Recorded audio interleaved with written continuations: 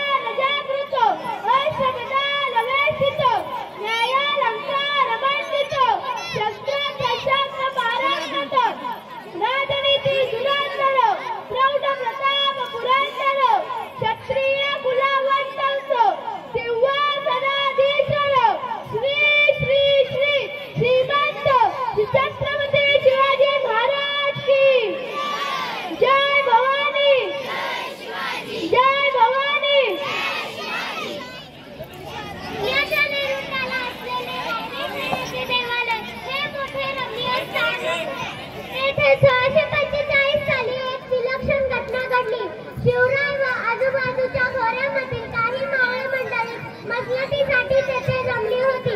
त्या कीर अरण्यात झाडाझुडपात लपलेल्या रायरेश्वराच्या देवालयात ते मावळे कसले खलबत करत होते, कोणते मागणे मागत होते?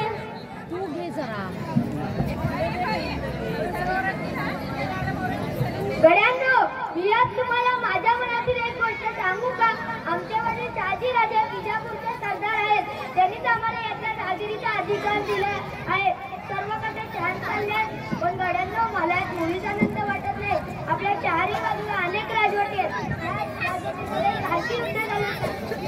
आपली माणसं हात करतात, कुटुंबाच्या कुटुंबात देशोधडीला लागतात, कुटुंबाच्या कुटुंबात देशोधडीला लागतात। इतक्या सगळ्या शोषण आपल्या पदरी काय तर गुलामगिरी। आपण हे किती दिवस सहन करायचे? दुसऱ्यांसाठी आपण किती काळ जपायचे? स्वतःच्या लोकांनी आपण असेच चालू द्यायचे का? सांगा, तुम्ही सांगा।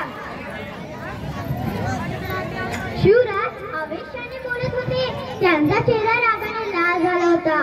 बोलता बोलता ते थांबले, त्या तरुण सवंगड्याकडे पाहू लागले। रायरेश्वराच्या गावाला जमले ते मावळे शिवरायांच्या बोलणारे थरारून गेले। त्यापैकी एक जण म्हणाला, बोला बाळराजे, बोला, आपला मनोदय सांगा आम्हाला।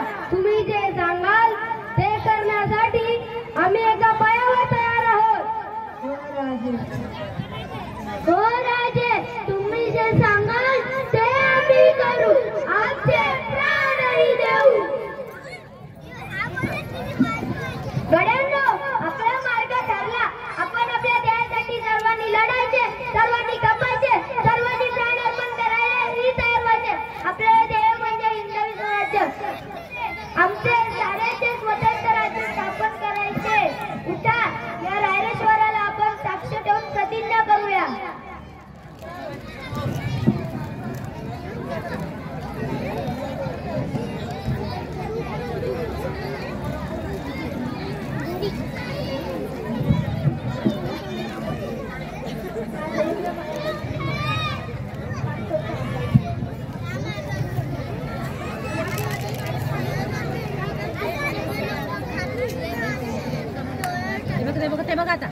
आशीर्वाद बघो, जा शिवबा, आमचा आशीर्वाद तुझ्या पाठीशी आहे। हर हर हर हर हर